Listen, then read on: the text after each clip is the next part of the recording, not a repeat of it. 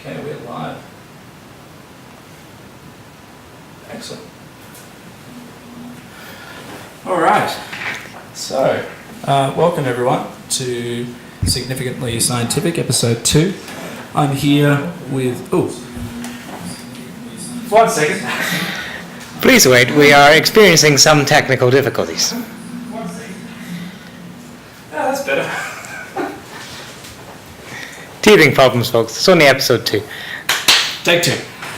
Welcome to the Significantly Scientific podcast. I'm Tom Burns, your host, and I'm joined by Andrew Scott, better known as Scotty. How you going? Not too bad, how are you? I'm good. So, Scotty, you're kind of into the business of what? Well, at present, I am a science communicator, which, to put it in the shortest possible terms, is basically translating highfalutin scientific language into something that everybody can understand. Okay. So, basically, scientists have developed their jargon over centuries. Mm-hmm. How is it possible to simplify this jargon? With great difficulty, a lot of the time. Right. But to be honest, it's more of a linguistic problem than something that poses any kind of cryptographic kind of presentation. So all these words have come from something, and they usually have simpler roots. So it's usually just a matter of finding the more simple way of doing it, of saying a particular phrase or a particular kind of jargon, breaking it down into its constituent parts, which might mean that you have to use more words to explain it simply, but whereas one word can encapsulate an entire concept, you have to do it a little bit more long-windedly, but in breaking it down into its simplest possible way, you make it more understandable for a wider audience. I see. Can you give an example of a complicated word? I don't know. Is it okay if I this is throw a word at me, see if I can translate it for you. Let's go with an easy one. Let's say gravity. Gravity. I'm not sure. I think on the base level, people generally understand gravity. Okay, so there are some terms maybe that we don't even need to translate. Yeah, I mean, obviously gravity has a very, very specific scientific term, but I think everybody can relate to dropping something on their foot and saying that's gravity. Right. Okay then. So that was easy. So actually scientists don't need to translate everything. No, there are some things, but there are the tricky part is when scientists and the public use the same word for different things.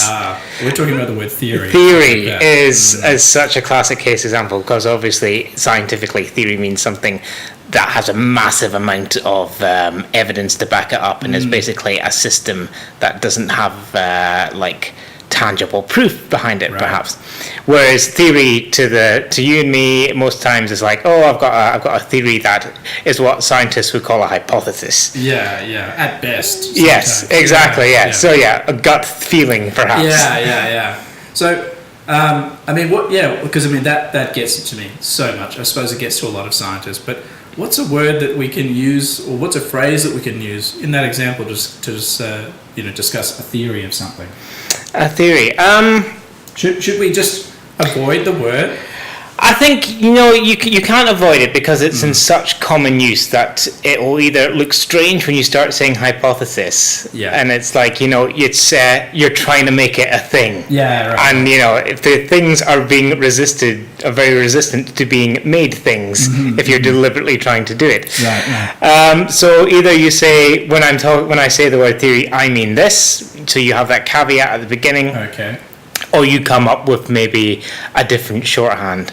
So if you're talking about I have a very, very well tested system, for example, instead of the word theory. Yeah. It's a tough one. I mean, although I have to say, if you say that, it kind of sounds kind of long-winded, maybe. That is the trade-off you have. I mean, because obviously, scientific papers have because if you're reading scientific papers, especially something in a field that's been going on for a very long time, they've developed all this shorthand to stop these papers being absolutely flipping encyclopedia length.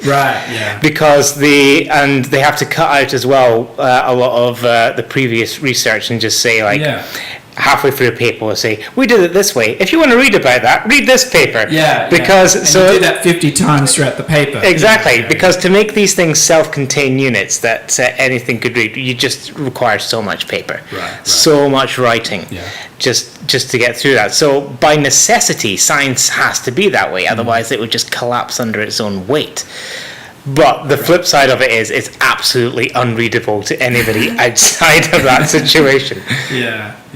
So, I mean, another thing that happens though is sometimes scientists don't want to simplify the language because they're afraid it's going to get misinterpreted or misrepresented.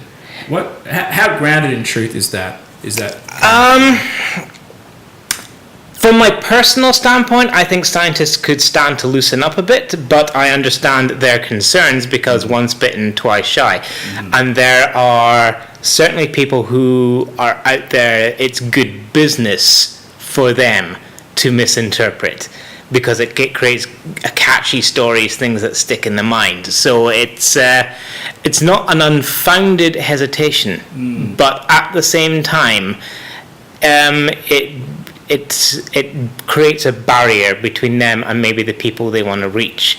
So it's really a catch-22 situation. I think it can be bypassed to a certain extent by knowing who it is that's telling your story. Okay. Like background checks all the time. On the newspaper or On the publication and on the person. and on the journalist. Yeah. What kind of stories have they done? What's their track record for doing that? And that's kind of where science communications people step in. Okay. Because that's our job, basically, to navigate that media landscape so scientists don't have to waste their time doing that legwork. Right. And we can liaise with both the media and the scientists to make sure that the message is the one that they want to send, but in language that is accessible. Right. And it's likely to be something that somebody would actually want to read. I've told you this story before, but I'll tell it to you once again. I was giving a talk at a conference, and afterwards I got asked, hey, do you want to talk to some media people? They're doing this online TV show. And I said, yeah, okay, all right. Not asking any further questions. And yeah, they marked me up and everything. I was impressive. This is kind of cool. They can interview me. Oh, well, I'm ready, fire away. And the first question was, how is neuroscience going to help us get to Mars? My area is neuroscience, as you know. And that just caught me completely off guard. What was the mistake, or what were the mistakes, assuming there's more than one, that I made in getting myself into this situation? Like, what's the tangible, practical steps I could have taken to avoid that? Well, I don't think there's anything particularly wrong on either side of that. I think it's just basically knowing what you want out of it and ascertaining what they want out of that interaction. So what they've done, and the media people can be quite clever, because I worked on that side of the divide. Right. I have a background in television before I came here. I see. So you've come from the dark arts. Yeah, pretty much. I kind of vacillate between the two teams. Oh, really? Okay. I right learned, now you're on our team, right? I am tame and defanged at the moment. Okay. But let me approach it from their perspective. First of all, they've got a very clear mandate to make a program about people going to Mars and that. And all they want from you is just that quick soundbite, so they can tick that off the sheet, and so they can give that to the editor and they can go home, because they've been working 12-hour shifts, and God damn it, why won't the scientists just say the thing so we can all just get on with our lives? Right. Obviously that's not your perspective. But what they do is sometimes they make it quite conniving in their approach to you. So they approach the scientist, and let's face it, as much as I hate to kind of reaffirm a stereotype, a lot of scientists don't get out much. I'm in my own apartment right now. And so when a nice, energetic young researcher comes up to them and says, "Hey, do you want to be part of our TV show?" It's just like, yes! Oh yeah, media attention. This will be fun. This will be great. I'll have a conversation. Yeah. And so, if nothing else, it's a bit of fun and you're intrigued by that. And that can lower your defenses for a start, especially after you come off the back of a conference and they're at a conference, you expect that maybe they've been vetted. Not always the case. Okay. So they come in, but basically that's as may be. That will always happen probably. And so once you get to the next stage, though, you do need to start asking some very key questions, like, right, who's this program? What is this? Who is it? What is this program? Yeah. What's it about? What is your episode about? Because, like, things can be vacillated between who's doing an episode and what that particular topic is, because this could be the offbeat one at the end of a series that is otherwise. This podcast is about science and whatnot. But today, this episode is kind of about science communication. Now, what people will probably say, like, what channel is it for? And that can mislead, because like a lot of channels have quite variable content. I mean, a lot of people, especially Discovery Channel, for example, really kind of muddied their own water in past years, where I'm thinking of, like, it was a Shark Week documentary that was called, like, Megalodon, The Lost Tapes or something like that, which was a mock documentary. Right. That hoodwinked a lot of actual proper shark biologists into making particular comments in that, which were then edited in such a way as to support this theory that Megalodon was still alive. Megalodon, sorry, I should probably say, is this prehistoric shark from the Miocene. Very close relative of the great white shark today, but basically bigger. Okay, like, it's a species or one shark? It's one species of shark. Okay. So and basically, it would sound like sort of mythology or conspiracy or something. It was basically, so it was a mock documentary. It was its only purpose its primary purpose, I should say, was for entertainment. I mean, it was packaging up historical fact about Megalodon as a prehistoric species, and then intermingling that with spurious stuff, like, here's this photograph of a megalodon that was seen in World War II next to a Nazi U-boat. Very obvious Photoshop thing. But if you aren't prepared, if you aren't primed for that, and it's surrounded by other Shark Week programs which are on the level, and there's nothing in the program to suggest that this is fiction, apart from like a half-second flash of text at the very end of the show. It obviously put a lot of people's backs up. And what we found, especially because I was working on the Shark Week show subsequent to the year that went out, and what I found that a lot of the shark biologists were very cagey after that and wanted to know our bona fides, and quite rightly so. Right. So that's a very incredibly long-winded way of saying, if somebody comes up to you and says, this is for National Geographic, this is for Discovery, now, that's fine. But what you need to ask them is, what's your production company? Oh, okay. Then look them up. Find out what kind of programs they put out. I see. Because that might be different than the TV channel. Yes, so the TV channels very seldom make their own programs. It's just not economic for them to do that. What they do is like they will either come up with an idea of the kind of stuff they want to see and like tender it out to production companies that they trust, who have got a track record, or they will take pitches. So other people, young hungry companies who need that money, who need to get the bills paid, basically will come and say, some of these young hungry companies might be making really random stuff that has nothing to do with science, or pretty much. I mean, it's not like the doors are completely open to every single pitch that comes their way. They will need to tick certain boxes that the channel wants filled. So the channel definitely has responsibility for that kind of content. So like Discovery is definitely the place where the buck stops with that Megalodon documentary.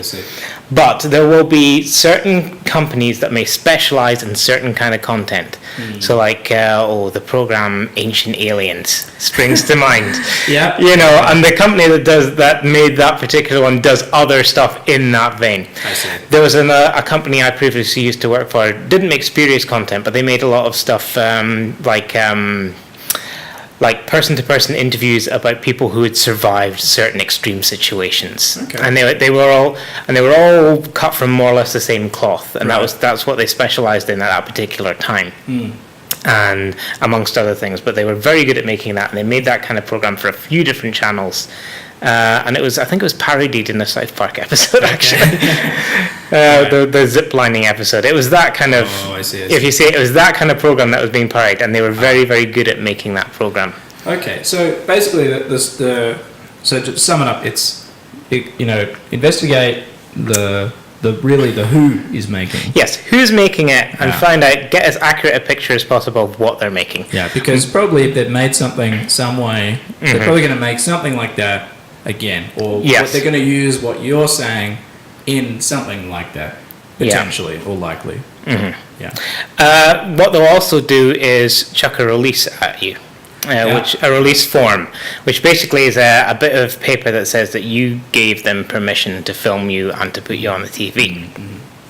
But there might be some clauses in some release forms that are not present in other release forms, especially if we're talking about this kind of subversive kind of program. I see.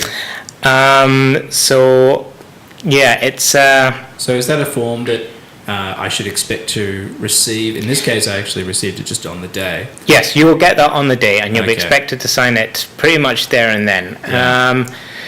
Is it something I could ask for in advance, or, and especially if I'm working at a university? I mean, in this case, it was kind of an informal thing. I had permission. I had the right permissions to do it because it was kind of on my own terms. But I mean, presumably that there's some line, especially when you're talking about active current research, that can be crossed, that violates IP, that violates intellectual property, that is IP, or somehow like goes against the university's policy on interviews. I guess that would be very university specific, but Yeah. I guess what I'm asking is, should I or can I ask for that release beforehand, and what should I check for? You can, but don't expect it. Okay. That having been said, and I'm going to give you a little peek behind the curtain, and a lot of my old colleagues will probably want to murder me for telling you all Oh, this, here we but go. People in TV are always in a hurry. Always. And that pressure, no matter how polite they put it, is always going to be trying to transfer to you a little bit. You're always going to be kind of put on the spot. Okay. Remember that you hold the power in that dynamic. You can take your damn time.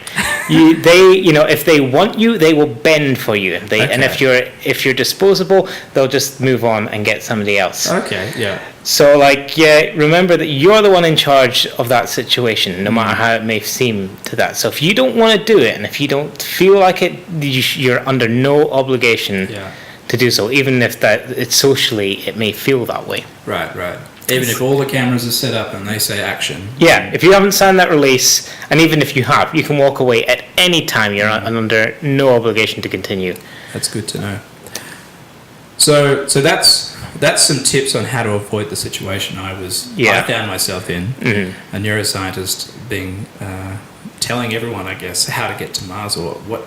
It was a very, very weird interview. But anyway, what on the lighter side of things, what are some of the benefits for scientists getting out and about in the public eye for their career? Because it seems like they should publish papers and they should do things like that. Yeah. What are some reasons to get into science communication? Basically, especially if you've got a way with words, and you know how to, if you can communicate quite naturally, if you've got a bit of charisma about you, it's very easy for you to convey something to the public, and you've really got nothing to lose in terms of that, because you never know when you're going to click with something, or someone in a position to amplify your signal is going to catch on to you and say, hey, that sounds really interesting, let's get more of that. Obviously, from a media perspective, there's kind of a hierarchy to this kind of thing. If you're in quantum physics, you're probably going to have a harder time than somebody who does work on dolphins. And that's because it's more difficult to understand, or more difficult to understand, and there's also a media kind of received wisdom on what sells. Okay. And that's what it really comes down to at the end of the day. It's who's going to pay for your message. But if you know how to be entertaining about your study, or even if you've just got a lot of passion and you're not too weird looking, or if you are, or if you are extremely weird, because some of the best YouTubers, especially the scientists, have got an eccentricity about them. Right. Basically, as long as you can string two words together and you don't sound too threatening, you could probably convey your science quite easily, and you'll pick up break through that hierarchy. Exactly. Yeah. You know, if you find your shtick, if you find your hook, then anything is possible. Because what media companies especially are always dying for is the next new thing. Okay. And if you can present something that's not out there in a way that's accessible and entertaining, they will beat a path to your door. Oh well, that sounds exciting. So, but although that does sound exciting, it's not necessarily. Some people might say it's like a side hobby. Maybe it's not the primary duty of a scientist. Do you agree with that, or? No, I don't. I think all scientists need to be able to communicate on some level. Otherwise, what's the point of what you're doing? Like, who are you doing it for at the end of the day? They might say they're doing it for their colleagues or other things. Do you think absolutely every scientist ought to? Absolutely. Okay. I mean, okay, on a level of principle. Yeah. Not everybody's cut out for it. Some people are just very introverted. Some people really can't string a sentence together under pressure. But what you're saying is everyone should try. Basically. Everyone should try. I think, if for nothing else than for your own internal stuff, because the amount of times I see people stuttering and stammering their way through a PowerPoint presentation that looks awful, that sounds awful, that's just boring. Right. You know, if nothing else, learning how to not be boring will not only stand yourself well in terms of communication, it will stand your career internally in science well. Because let's face it, as much as we like to closet ourselves in this ivory tower of science, other scientists are just as engaged by a bit of showmanship as everybody else. Yeah. And so it helps you to sell what you can, and you know, it can open doors, it can get you grants, it can really make the difference between continuing in the field that you want to continue in and having to make compromises that you might not otherwise have to make. So even if I don't necessarily, I do, but if I didn't, for some reason, care about communicating with the public, at least by doing so, I will gain some experience and some skills for use with communicating with my colleagues. Exactly. Right. I mean, as Heinlein says, specialization is for insects. You know, you need to have a broad set of skills. Yeah, you really do. Speaking of a broad set of skills, you have a broad set of media skills. Now, you did a bachelor, right? I did in science. Yes. And then you went and did a master's in science communication. Okay, and that obviously broadened your skill base in media, and you worked in TV, right? So did you do that after that degree or before, or? Working in television. Yeah. After a degree, as a direct result of doing that degree. Interesting, okay. Yeah. And do you think that that's like a common path? I mean, if there's some people out there watching who have, say, a bachelor, or they're studying science in school or something, and they want to make, science TV stuff. Is that the typical path, or? The typical path is that there's no typical path. Okay. Everybody who gets into that industry does it in a somewhat roundabout fashion. There's very, very few people I've met who've gone directly into that, knowing that's what they wanted to do. And usually those people are incredibly self-motivated, have quite a bit of cash behind them. Oh, really? Just because in terms of using equipment and that, or they're very good talkers and know how to get stuff for nothing. But the people who made it big, especially the people these days who make it big, it's really luck. Okay. I mean, they don't say that. No one will tell you that, but as far as I can tell, it's just about being in the right place at the right time. So I think I've heard it put, it's a games reviewer on the internet who goes called Ben Croshaw, otherwise known as Yahtzee, who likens it to sending out messages in a bottle. Oh, yeah. In a sea that consists entirely of messages in bottles. I see. And waiting for somebody in a speedboat full of money to come and pick you up. Okay. So in your case then, you were putting your messages in the bottle like through doing this master's in science communication, and pretty much you were lucky to get this position. Yes, I was in a better position than most because I had a rocket-assisted bottle launcher. In the fact that this particular course was tied at the hip with this TV production company. So lots of people, we were familiar with them and worked a little bit with them through the course of doing the masters there. And at the end of that, the opportunity came up for some of the best I don't want to say some of the best. For some of the students, some of the best, baby. Some of the best. For some of the students to go and do an internship there. Okay, and so that's how you did that. Yes, so I would say probably that is the one key factor is internships. As long as you are prepared to work for free. And that's it can open doors and it can get you in there. Obviously, that's a huge caveat. Right. But it's not just the TV industry. It's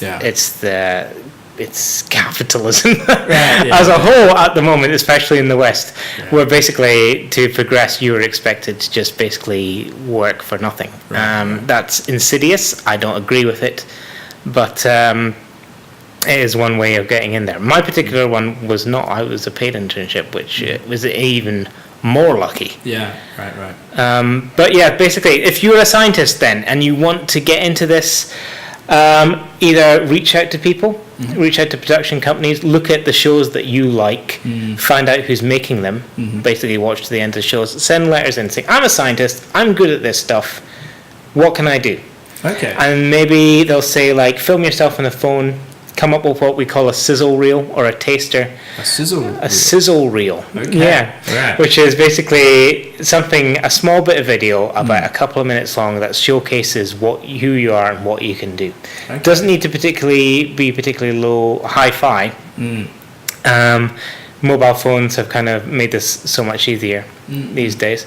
But if you know a little bit about how to shoot something well and you know how to present yourself well and you have the showpersonship to get it across and you catch somebody's attention and it's the right place and it's the right time, they might flick you something back and say, hey, well, we're doing this, do you want to be a talking head on this show? And then you just build it up from there, basically. Other times they'll come to you. Okay. A lot of the times it's people who get on the TV are like happy accidents. So, like, somebody was making a documentary about something, said, hey, this guy was really good. Yeah. Let's mark him down for something else later. I see. And then you come back. And then they come back, and then you do that, and then somebody else asks, have you got anybody, do you know anybody who can do this sort of thing? Yeah, this girl over here can do that. And then you spread, basically, and then you can pick up momentum that way.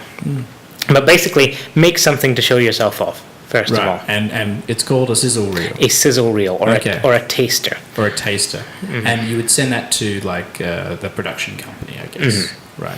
And frankly, you want to pitch yourself to the development department. Okay. They're basically the ideas department, and so they take things either like new stuff based on what they think channels will want and go from there. And they're always looking for new talent. Oh, good. If you come across well and you're good, they will love you for it, and they will come up with ideas for you. Okay, this sounds like a hidden opportunity.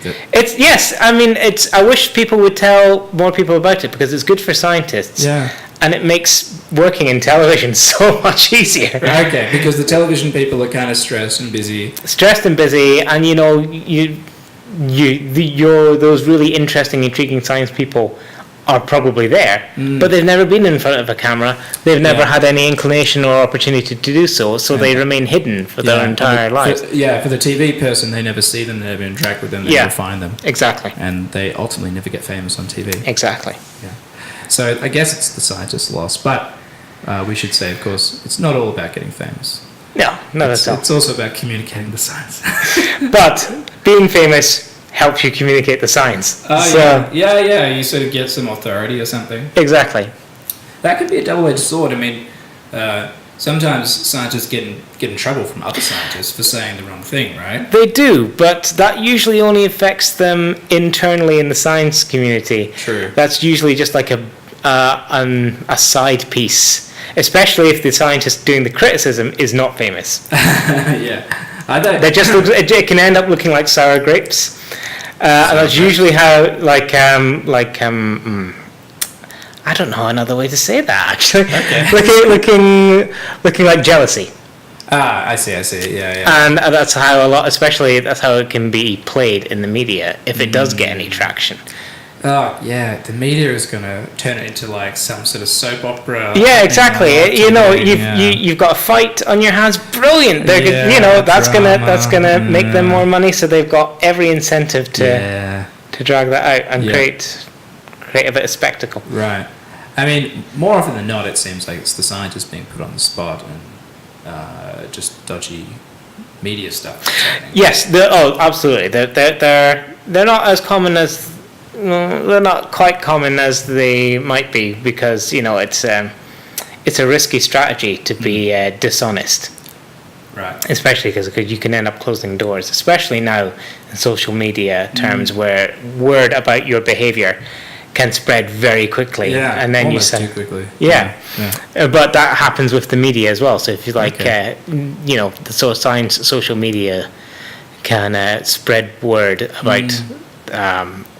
TV production companies behaving badly fairly Yeah. quickly, so they can end up being frozen out, which is what happened with Discovery and Shark Week. Oh, okay. Uh-huh. Basically lots of shark experts were just not willing to speak to them anymore. And then they went out of business, sort of. Well, they certainly declined, and they were forced to basically publicly declare that they were changing direction. Okay. Away from sharks. Well, away from spurious, quasi-factual programming. Well, that's a win for science, I guess. Yeah, exactly.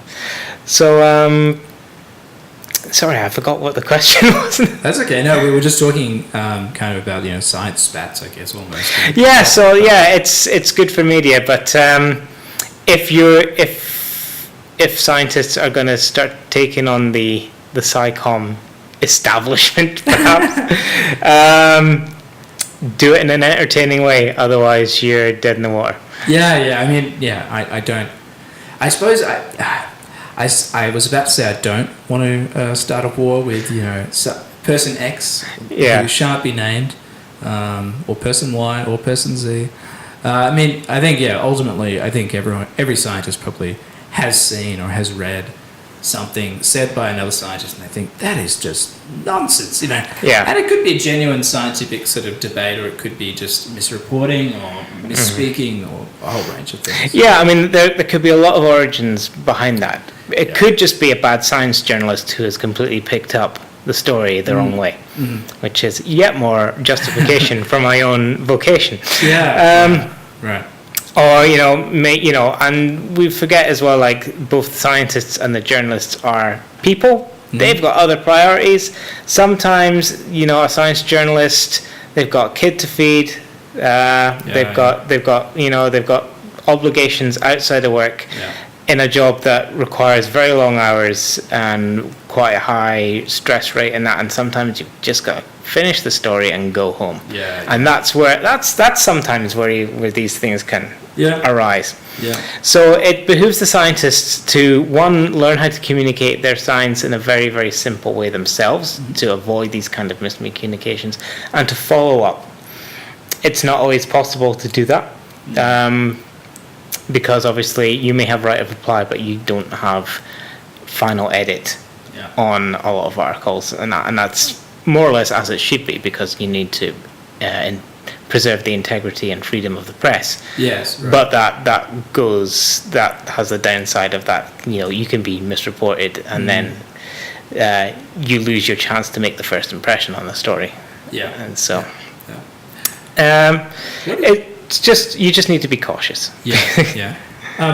In this day and age, there's actually a way to bypass your sort completely by going direct to the source. We mentioned social media there. This is live on Twitch. Actually, this is also going to be podcast. Wait, what? It's live? What? Yeah, we're live this whole time. Oh, we have some comments actually. We have comments. Yeah. Are people speaking? Are people angry? Have we enraged the Twitterverse? The Twitchverse? Oh, okay. We've enraged many viewers, or at least. Excellent. That means we're doing something right. Yeah. Well, actually, it seemed the video froze because I think the battery ran out again. So have we been rambling? Are people still able to hear us? They can hear us, but the video is frozen. To be honest, that's probably best for everyone. I think for now we will just continue, because I think probably there's not there's at least one or two more questions, but For those of you who have just joined us and can't see anything, imagine two people sitting in a room, and that's it. yeah, it's much like the Frozen picture they have actually. Oh, okay, a Frozen Like, picture. Yeah, they have a Frozen picture. It looks okay. Okay, so it'll have a strange, odd David Lynch kind of vibe to it. Yeah. Well, maybe because it has Frozen, I will just ask one kind of final question, if it's okay. You may ask away. Okay. Yeah. So I mean, kind of, I was saying we're sort of in the middle of this time where actually people can go direct to the net. You know, they can go on YouTube, they can go on Twitch, they can go on Twitter, they can blog. What is the value of that? What is the disadvantage? Should scientists do that? Yeah, you can. There's no real disadvantage to it. My only caveat would be is these are spaces primarily for entertainment. Yeah. And as such, you need to have some form of entertainment value in it. You can't just go spewing some stats out. You need to, and I say entertainment in a very broad fashion. I don't mean that just like, just like somebody falling over and everybody laughing, because that's entertainment, but Right. entertainment in the way that something fascinating can also be entertaining. Entertaining, that's something that captures the imagination or opens a new perspective on something. Right. And it's a matter of learning how to turn a phrase or finding the novelty in it and making sure that you're being clear about what it is that is worthy of users' attention. So that can be the way you frame it, or it can be like something incredibly new, or maybe you use a funny video of a cat falling off a counter to talk about gravity. You need to have some kind of X factor. That's the reason that somebody should deign to dedicate that 5 seconds it takes to read your tweet. Otherwise, or whatever. Yeah. Find out. You need to have motivation for doing it, and you need to figure out why. Think about why should somebody look at what I'm doing, and as long as you can come up with a good answer for that, then do it. Absolutely. But if you don't, think about it a bit and figure out how you can package what you want to say into that, and then go for it. But is it an advantage to go that way, or to try and go through journalists, do you think? Both. Okay. No, it's not an and/or proposition. Okay. Everything. Absolutely. There's many messages in bottles. Yeah, I mean you've got billions of people. That's your market right there. Okay. Throw it all at the wall and see what sticks. Yeah. Okay. All right. Yeah. Well, thank you for your advice. Thank you for joining me on the second episode of this podcast. How do you think it went? Also, from a scientific communication standpoint.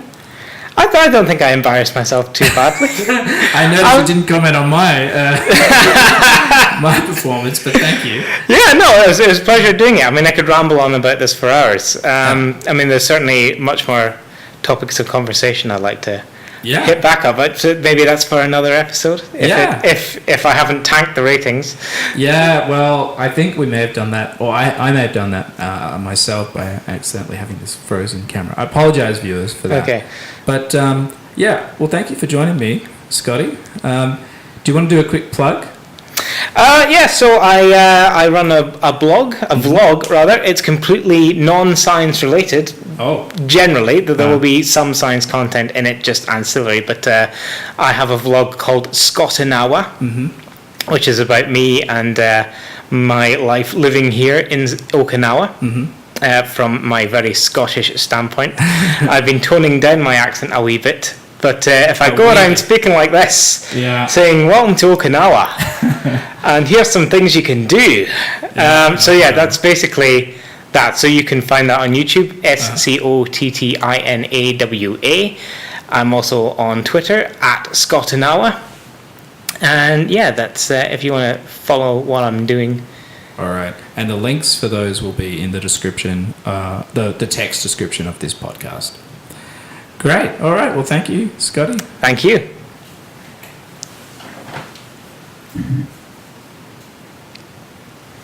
Bye, chocolate-lated dragon. Actually, What did they say? I want to know. I need validation. We're not offline yet, actually. If you want, we can do chatters. We might actually do like offline chat, if you guys want. So stick around for a moment. Let's go webcam scene. Add a webcam. And we can do Q&A. So can people actually? Yeah, they can live chat us. Oh, there we go. Oh, there we go. Good evening. Hello, everyone. All right, so we'll use this mic. Okay. So let me just. All right. So it's not going to be perfect, but as sort of an off, after such and such. All right. Significantly scientific. Yeah, After hours. After hours. So if you want to take a seat there, Scotty. Right, we're doing this round 2 straight into it. Do you want it? Yeah, It's good. It's we won't actually have this part. I'll talk the hind legs off a donkey. Yeah. Okay. So yeah. Let's see what they said. I mean, this person said the stream froze. There's a lot of puns about the stream freezing that frankly don't bear repeating. So I don't know, Chocolated Raggon said goodbye. They probably logged off already. But the K said good morning. Super interesting conversation. Your mic was apparently too low. Apologies for that. And the camera's frozen. But thanks for the info. Well, if anyone is still in the comments, please chat to us away. We are here to answer any and all of your questions, no matter how candid or unfit for family audiences. We got a comment here. What are your ideas for future podcasts? I don't know whether to follow or not. Well, that second one wasn't actually a question. What? I don't know whether to follow or not. Yeah, that's I guess that's up to you, right? Yeah. You can follow. I can't really answer that question for you. Yeah, you can follow. It's actually whether you can or not is a question about possibilities. It is possible to follow. Yes, well, there wasn't a kind of whether to follow or not, Yeah. which is more of a directive.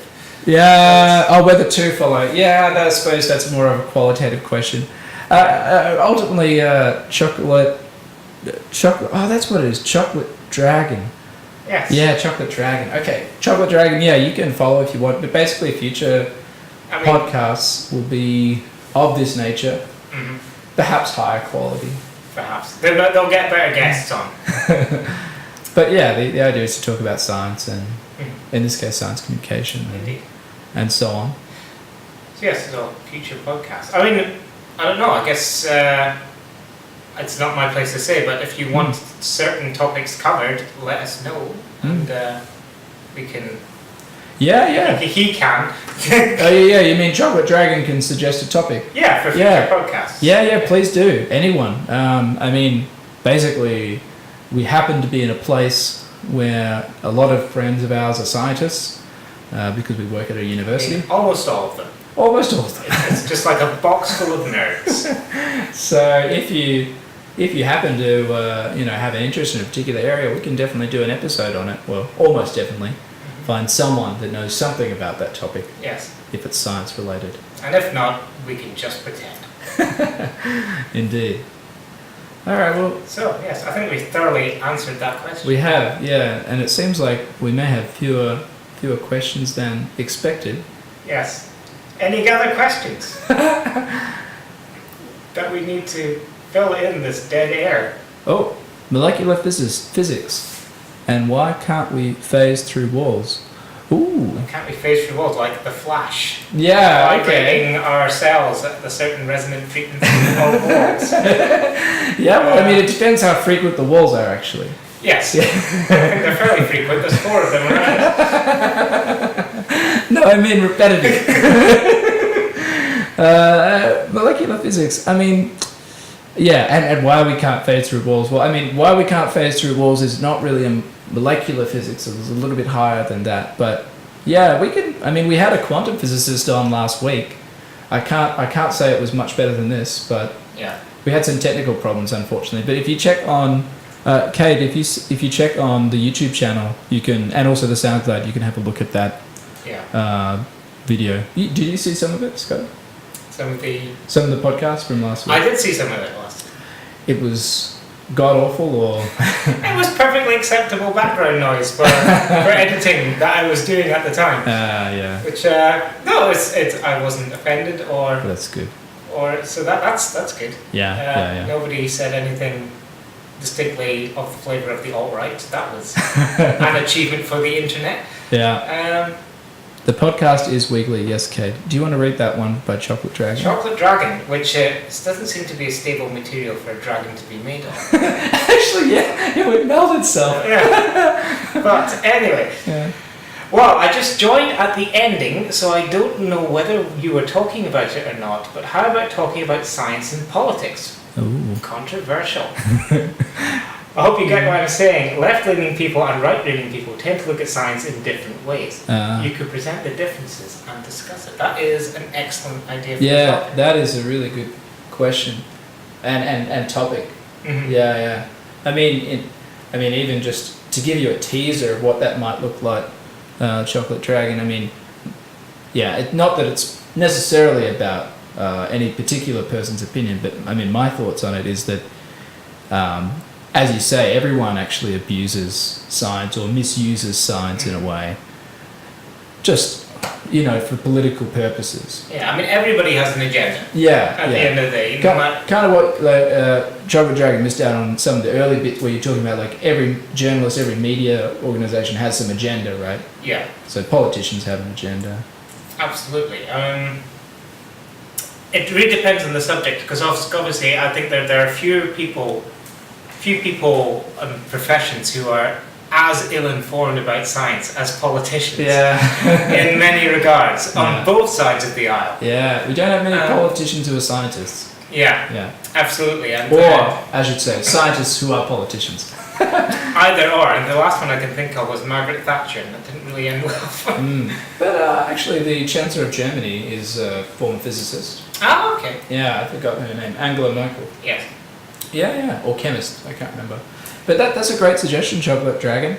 It's one I'd have to go and do a bit of homework on. I think I don't want to wade into this Yeah, no, totally. Yeah. because it could get quite fractious. Yeah, But, it's a minefield. Yeah. But it's a fun mile. Yeah, absolutely. No, we need to get a few different perspectives on it, I think. Yeah. And actually, it's interesting. I know, I have some friends here who are scientists and who I know are right-leaning, and I have some others who I know are left-leaning. So it would be interesting, not necessarily for them to, like, just say, hey, let's dichotomize it all and say you're right, you're left, fight.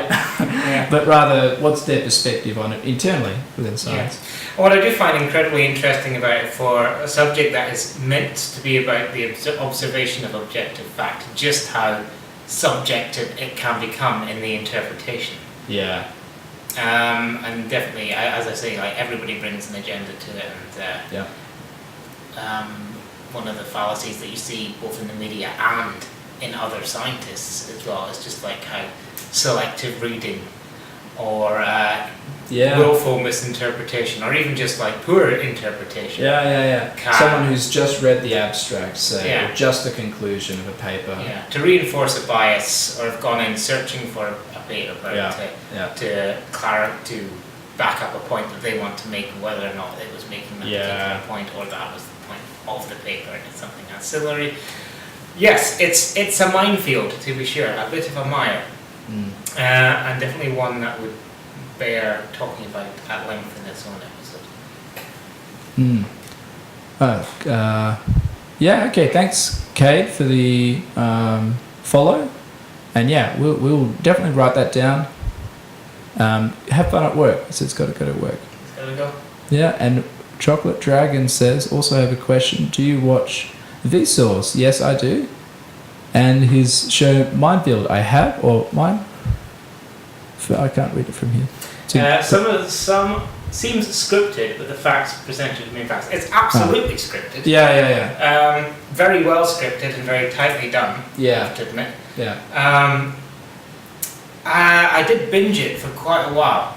Vsauce. It's very good. What I have a problem with Vsauce in its presentation, and I think it's more to do with me than with them. They're very good at what they do. Yeah. But I find them quite scattershot.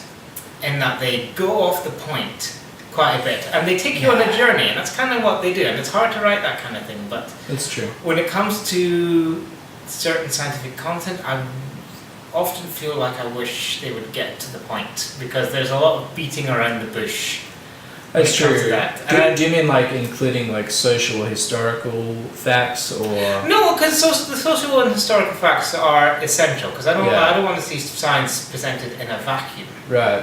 as it were. Because like everything comes from somewhere, Yeah. and the stories behind them are almost if not more important than the scientific facts themselves. But what I see in Vsauce a lot of times is they will skirt around their central core by going for another little bit that's only maybe half related to what they're doing. Yeah. And at that point, I feel you're padding this for time a little bit.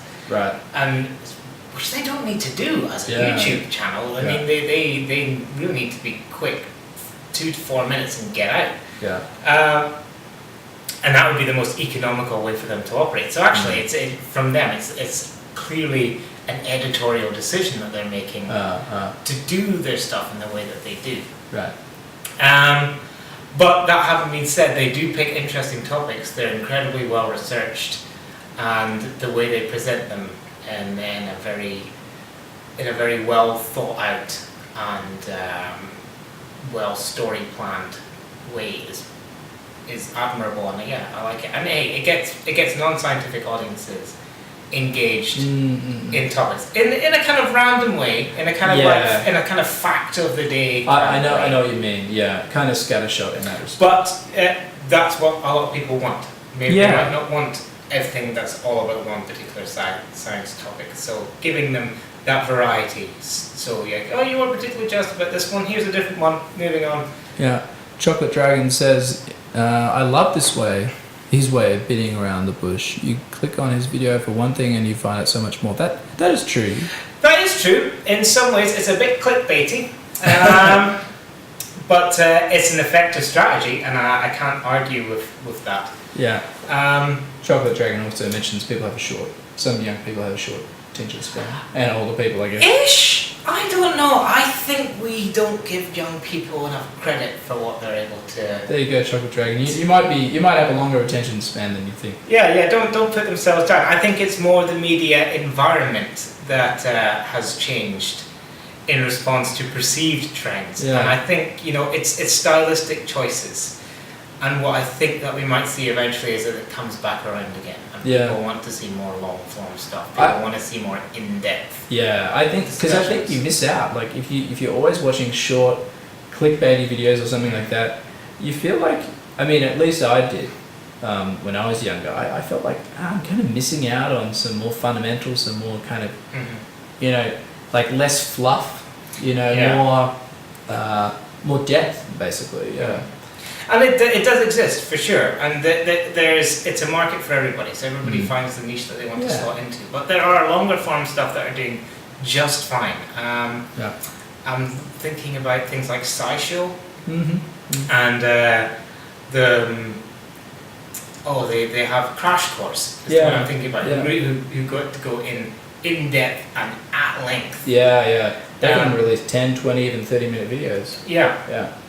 On very specific stuff, and they might not have quite the stellar numbers of views that they do, but they've got enough to keep the money ticking over. Yeah. I think they're probably supported by a Patreon as well. They are supported by Patreon, and they have backing from other sites. But whatever way you make your money is how you make your money. Yeah. And so the fact that we have an environment where all of these things are able to coexist speaks volumes about what we're able to do. So like if you've got a fresh idea and you've got an approach that you want to have a crack at, there is the space and the opportunity to do it, which is it's probably the best the media has ever been. Yeah.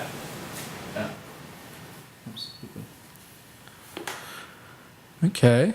So yeah, Chocolate Dragon, you may be young, but don't do yourself down. You can concentrate and stuff. I believe in you. Yeah. We both do over here.